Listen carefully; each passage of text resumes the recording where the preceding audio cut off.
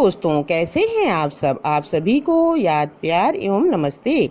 दोस्तों, अष्टांग योग के क्रम में आज मैं आपको अष्टांग योग के अंतिम अंग समाधि के विषय में बताऊंगी। दोस्तों, ध्यान की परिपक्वावस्था का नाम ही समाधि है।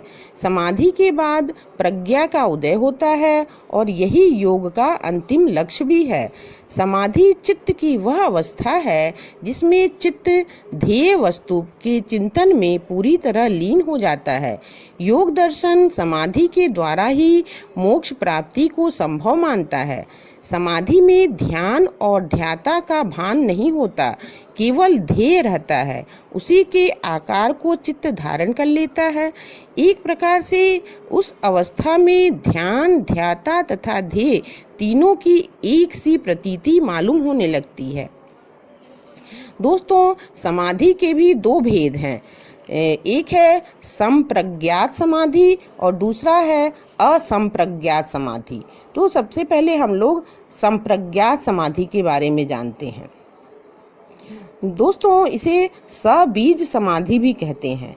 चित्त में अनेक वृत्तियां होती हैं। जब चित्त किसी एक वस्तु पर एकाग्र होने लगता है तो उसकी वही एकमात्र वृत्ति जागृत रहती है। अन्य वृत्तियां क्षीण होकर उसी एक वृत्ति को प्रौढ़ बनाती हैं। जब साधक एक ही वृत्ति में ध्यान लगाता है तो उसमें प्रज्ञा का उदय होता है और उससे अन्य वृत्तियां नष्ट हो जाती हैं। इसी को संप्रज्ञात समाधि कहते हैं और इसे सबीज समाधि भी कहते हैं, क्योंकि इस समाधि में कोई न कोई आलंबन रहता है। इस अवस्था में चित्त एकाग्र रहता है, क्लेशों का नाश होता है और कर्मजन्य बंधनों को शिथिल कर देता है तथा निरोध के समीप पहुंच जाता है। यह संप्रज्ञात समाधि भी चार प्रकार की होती है। पहला है वितर्कानुगत समाधि, दूसरा है विचारानुगत संप्रज्ञात समाधि, तीसरा आनंदानुगत संप्रज्ञात समाधि और चौथा अस्मितानुगत संप्रज्ञात समाधि। तो पहला है वितर्कानुगत संप्रज्ञात समाधि। इसमें चित्त स्थूल विषय से संबद्ध होता है, अर्थात यह समाधि का वह रूप है जिसमें स्थूल विषय पर ध्यान लगाया जाता है। उदाहरण के रूप में हम ले सकते हैं जैसे भगवान की मूर्ति पर ध्यान लगाना। दूसरा है विचारानुगत संप्रज्ञात समाधि। जब चित्त का आलंबन सूक्ष्म हो, अर्थात यह समाधि का वह रूप है जिसमें सूक्ष्म विषय पर ध्यान लगाया जाता है। कभी कभी तन्मात्राएं अर्थात शब्द, रूप, रस, गंध, स्पर्श भी ध्यान का विषय होती हैं, जैसे सुनना, देखना, सूंघना इत्यादि। इसमें भी दो तरह के विचार की अवस्था होती है। पहले में विचार परेशान करते हैं, लेकिन दूसरे में विचार परेशान नहीं करते, बस विचार आते जाते रहते हैं। तीसरा है आनंदानुगत संप्रज्ञात समाधि। इस समाधि में ध्यान का विषय इंद्रियां रहती हैं। हमारी 5 ज्ञानेंद्रियां, 5 कर्मेंद्रियां तथा मन, इन्हीं पर ध्यान लगाया जाता है। इंद्रियों की अनुभूति का आनंद होने के कारण ही इस समाधि को आनंदानुगत समाधि कहते हैं। चौथा है अस्मितानुगत समाधि। इस अवस्था में ध्यान का विषय अहंकार है, अर्थात बंद आँखों से ज्योति का अनुभव होने पर भी यह पहचान रहेगा कि मैं देख रहा हूँ, मैं हूँ, इसके अलावा और कुछ पता नहीं होगा। दोस्तों, समाधि का दूसरा भेद है असंप्रज्ञात समाधि। संप्रज्ञात समाधि में प्रज्ञा का उदय होता है। इसमें आलंबन रहता है और ज्ञान, ज्ञाता तथा ज्ञेय इन तीनों की भावना बनी रहती है। परंतु जब ये तीनों भावनाएं एकीभूत हो जाती हैं तो सभी वृत्तियां परम वैराग्य से निरुद्ध हो जाती हैं। एक तरह से हम कह सकते हैं कि जब आलंबन का अभाव रहता है, केवल संस्कार मात्र शेष रह जाता है, उस समाधि को असंप्रज्ञात समाधि कहते हैं। इसीलिए इसे निर्बीज समाधि भी कहते हैं। दोस्तों, असंप्रज्ञात समाधि के भी दो भेद हैं। एक है भव प्रत्यय और दूसरा है उपाय प्रत्यय। पहला है भव प्रत्यय। भव का अर्थ है अविद्या। अनात्मा में आत्मा की ख्याति अविद्या है। इस अविद्या के कारण जो निरोध समाधि हो वही भव प्रत्यय असंप्रज्ञात समाधि है। जब चित्त की सभी वृत्तियां निरुद्ध हो जाती हैं उस समय चित्त कोई आकार धारण नहीं करता, वह स्थिर होकर रहता है।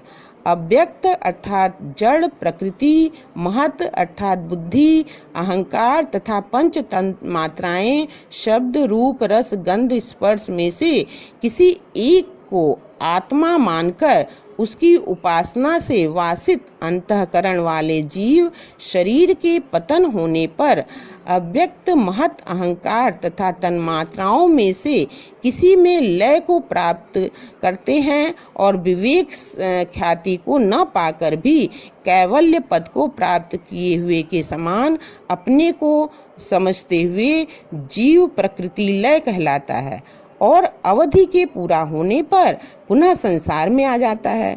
जिस प्रकार वर्षा के समाप्त होने पर मिट्टी में मिल गया हुआ मेढक का शरीर पुनः वर्षा के जल पाकर अपना शरीर धारण कर लेता है, वैसे ही इस समाधि में विवेक ख्याति नहीं होती, लोग पुनः संसार में आ जाते हैं। यह एक प्रकार की मोह की अवस्था कही जा सकती है। दूसरा है उपाय प्रत्यय असंप्रज्ञात समाधि। यह समाधि केवल योगियों ही को होता है।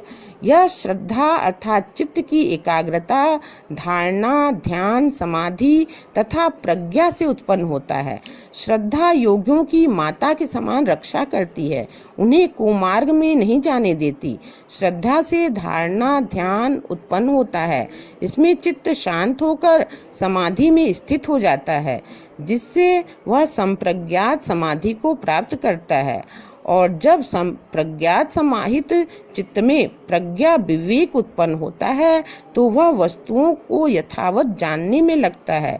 इसके अभ्यास से उसे विषयों से वैराग्य उत्पन्न हो जाता है, जिससे वह असंप्रज्ञात समाधि में स्थिर हो जाता है। दोस्तों, जहाँ भव प्रत्यय असंप्रज्ञात समाधि में ज्ञान का उदय नहीं होता, अविद्या रहती है। यही कारण है कि संसार की ओर झुकने की आशंका बनी रहती है। वहीं उपाय प्रत्यय में प्रज्ञा के उदय होने के कारण अविद्या का नाश हो जाता है, जिससे क्लेशों का भी नाश हो जाता है और ज्ञान में चित्त प्रतिष्ठित हो जाता है। दोस्तों, असंप्रज्ञात समाधि में ध्यान का विषय लुप्त हो जाता है। इस अवस्था में आत्मा अपने यथार्थ स्वरूप को पहचान लेती है और इस अवस्था की प्राप्ति के साथ ही साथ सभी प्रकार की चित्तवृत्तियों का निरोध हो जाता है। इसमें ध्यान की चेतना का पूर्णतः अभाव रहता है, इसीलिए इसे निर्बीज समाधि भी कहा जाता है।